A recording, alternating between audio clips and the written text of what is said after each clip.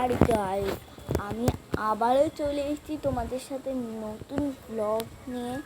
আর আজকে হচ্ছে তোমার নন্দ উৎসব আর কি মনসা পুজো। আর নন্দ উৎসব আর মনসা পুজো কিন্তু আজকে একই দিনে পড়েছে।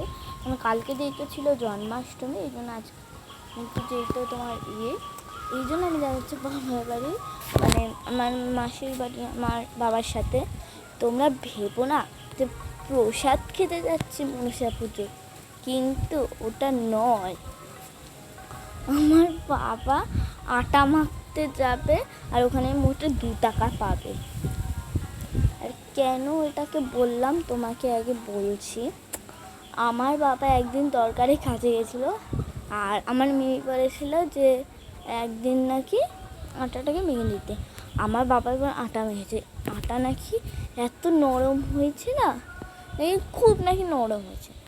এই আজ আমি চাই যে আরও হাওয়া দিক, আরও হাওয়া দিক, মেঘটা ওদিকে চলে যায়। কেন বলছি তোমরা শুধু দেখো কি পরিমাণে যে মেঘ করেছে, পুরো কালো হয়ে গেছে। দেখেছো তো বন্ধুরা, পুরো কালো। ওই যে ওই কালো মেঘটা ছিল হচ্ছে এদিকে, আর এইখান থেকে একটুখানি সাদা হয়ে দেখো ওটাকে ঠিক হয়ে যাচ্ছে, নীল নীল বেরোচ্ছে।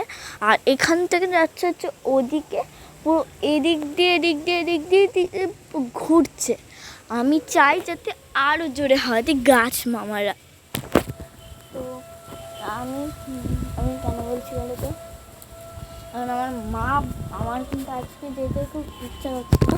এই জন্য আমার মা বলেছে যদি বৃষ্টি না হয় তাহলে পাঠিয়ে দেবে, আর বৃষ্টি হলে পাঠাবে না। এই জন্য বলছি হাওয়াটা দিয়ে দিয়ে উড়িয়ে নিয়ে ওদিকে চলে যাক।